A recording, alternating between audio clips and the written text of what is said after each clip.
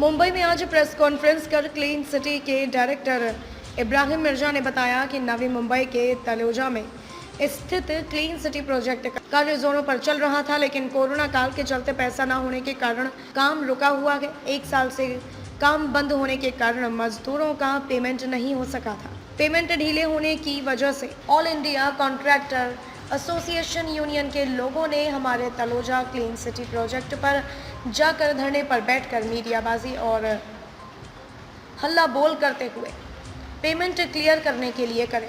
इब्राहिम मिर्जा ने बताया कि कॉन्ट्रैक्टरों से बार बार निवेदन करके कहा कि मेरे पास अभी पेमेंट नहीं है, जैसे ही हमारे पास पेमेंट आएगा हम आपको तुरंत रिलीज़ कर देंगे।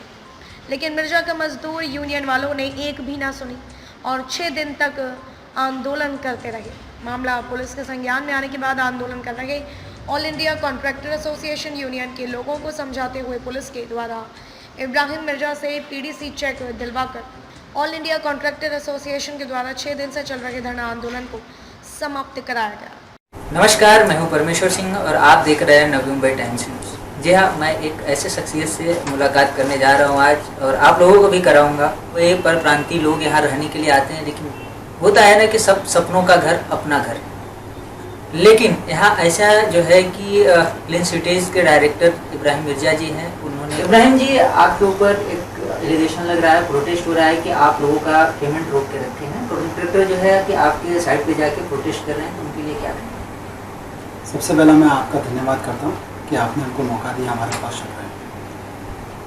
पहले बात तो मैं आप लोग को एक क्लैरिटी दे दूँ कि जो सबसे हमारे मेन प्रिंसिपल कॉन्ट्रैक्टर थे सुप्रीम इंफ्रास्ट्रक्चर इंडिया लिमिटेड, उनके साथ में हमारा कॉन्ट्रैक्ट हुआ था, जिनको हमने हमारे क्लीन सिटी रेजिडेंशियल प्रोजेक्ट के लिए काम किया था। अब इन्होंने वेरियस एजेंसीज को, सब कॉन्ट्रैक्टर्स को और लेबर्स को इन्होंने अपॉइंट कराया था।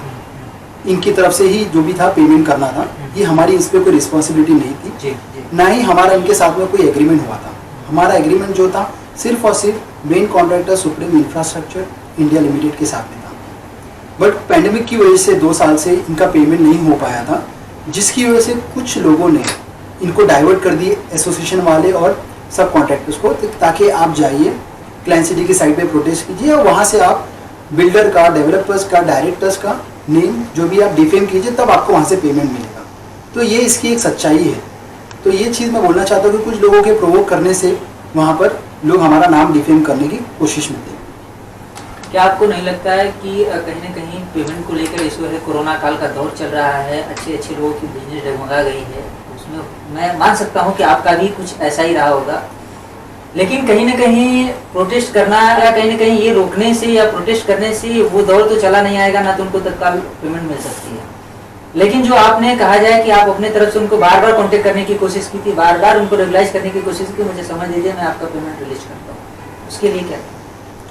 देखिए, कुछ महीने पहले ऑल इंडिया कॉन्ट्रैक्टर एसोसिएशन के लोग और ये सब कॉन्ट्रैक्टर्स लोग हमारे पास आए थे। इन्होंने हमसे बताया कि इनके पेमेंट्स ड्यू है सुप्रीम इंफ्रास्ट्रक्चर इंडिया लिमिटेड की तरफ से और वो पेमेंट वहाँ से हो नहीं पा रहा है। उसमें हम आगे बढ़ के इनको सहयोग किए, कोऑपरेट किए, ताकि कुछ भी एक स्ट्रक्चर अंडरस्टैंडिंग बना के इनका पेमेंट क्लियर किया जाए। हालांकि मैंने जैसा बताया कि हमारी रिस्पॉन्सिबिलिटी, लाइबिलिटी नहीं थी पेमेंट की, तो भी हमने इसको आगे बढ़ के इनको सहयोग करना चाहा। अब इनका ऐसा था कि मैंने इनको कुछ ऑप्शंस दिए कि आप या तो हमारे से फ्लैट ले लीजिए और वो फ्लैट लेके रजिस्ट्रेशन कर लीजिए, या तो आप एक अलॉटमेंट लेटर्स ले लीजिए हमारे से सब कॉन्ट्रैक्टर्स के नाम पे। इन्होंने वो इनिशियली एग्रीड किया, बट बाद में इनका ऐसा था कि आप हमको पीडीसी चेक्स दीजिए। जब हमने इनको पीडीसी चेक्स दिया तो जो ये प्रोटेस्ट कर रहे थे वहाँ पर साइड पे, इन्होंने वो प्रोटेस्ट रोक दिया और वहाँ से खुश होकर सेटलमेंट इनका अच्छे से हो गया, वहाँ से निकल गए। तो आपने जो पीडीसी चेक दिए हैं उसका समय क्या है और उसका अमाउंट क्या है? इनका जो समय है 6 महीने का पीडीसी चेक्स दिया गया है इनको, और इनको ये बोला कि हम टाइम में जो भी रहेगा हम आपका पेमेंट क्लियर कर देंगे, और अप्रॉक्सीमेटली 2 करोड़ के आसपास इनका पेमेंट है। अगर मान लीजिए कि वो दौर गुजर गया और पेमेंट नहीं हो पाया, तो उसके लिए आप क्या करना चाहेंगे और उनको किस तरह से बेनिफिट देंगे और किस तरह से रेगुलाइज करेंगे? नहीं, हमारी पूरी कोशिश है, हम इनका जो पेमेंट हमने दी है पीडीसी चेक्स, उसके हिसाब से हम खड़े उतरेंगे, टाइम जो दिए इनको उसके हिसाब से हम इनका पेमेंट क्लियर करके जरूर रहेंगे। तो कहीं ना कहीं इब्राहिम जी, प्रोटेस्ट को लेकर आपके छवि को खराब किया गया है, लेकिन पुलिस का इसमें क्या वक्तव्य है? देखिए, पुलिस के बाद तो ऐसा था कि हम गए तो कभी उनकी तरफ से कोई ऐसा सपोर्ट भी नहीं मिला और हमने उनके बोले कि सर यहाँ पर ये लोग प्रोटेस्ट कर रहे हैं, इलीगली कर रहे हैं, कोविड के रूल्स एंड रेगुलेशन फॉलो नहीं कर रहे हैं। हालांकि हमारा इनसे कोई लेना देना डायरेक्ट नहीं है, ना तो हमने इनके साथ में कोई एग्रीमेंट की है, तो भी इनका ऐसा था कि इन्होंने ज़बरदस्ती जाके किए। तो पुलिस प्रशासन का ऐसा था कि आपका पर्सनल सिविल मैटर है, आप वहाँ पर जाके देखिए, आप खुद हैंडल कीजिए। तो इनके पास मैं पर्सनली गया भी, इनसे बात भी किया, और जैसा मैंने आपको बताया कि मैंने इनको सब ऑफर्स पहले भी दिए थे, बट इनके लोग सुनने को तैयार नहीं थे। इनका ऐसा था कि हमको ऊपर से दबाव आ रहा है, प्रेशर आ रहा है, हमको ये करना पड़ रहा है मजबूरी। अब कुछ लोग प्रोवोक कर रहे थे, अब वो कौन थे, अब मैं वो नाम नहीं ले सकता, बट ये चीज़ें सब सारे प्रॉब्लम थे। हमारे मेन बेसिकली क्लाइंट सिटी के डायरेक्टर्स, ओनर्स और प्रोजेक्ट जो भी स्पॉन्सर वाले थे, उनका नाम ये लोग खराब करने पे तुले हुए थे। एक कहावत है, फ्यू नॉलेज डेंजरस थिंग, छोटा ज्ञान खतरनाक होता है। लेकिन जो अखबार में कुछ आपके जो है कि फोटो वगैरह छपे हैं, लेकिन कहीं वन साइड में अगर न्यूज की बात कही जाए तो वन साइड नहीं लगती है। लेकिन आपसे कभी कांटेक्ट करने की कोशिश की है क्या, आपसे कुछ बात जानने की कि इसके पीछे क्या सच्चाई है, लेकिन उसकी न्यूज फ्लैश कर दी गई, उनके लिए क्या कहेंगे? अगर आप इनके आगे कोर्ट में भी जा सकते हैं या इनको जो है कि बात से ही सुलझाया जा सकता है? देखिए, हमारे पास तो कोई आया नहीं डायरेक्ट, हम तो जानते भी नहीं किसी को। ये लोग डायरेक्ट साइट पे जाके कुछ वीडियोस बनाए और हमारा जो नाम आप बता रहे जिस हिसाब से कोई पेपर में डाले, तो मुझे मालूम भी नहीं।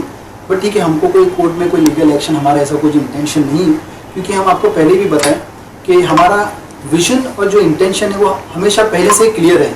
हम कभी भी जो भी चीज़ बोलते हैं वो करके दिखाते, उस पर खड़े उतरते हैं। ये सिर्फ वक्त की बात है कि कुछ वक्त चाहिए। कोविड के नॉर्म्स की वजह से, लॉकडाउन की वजह से परिस्थिति सबकी बिगड़ गई है, चाहे आप वो बिजनेसमैन की बात करो, फाइनेंशियली बोलो, हेल्थ वाइज बोलो, हर कोई तकलीफ में है।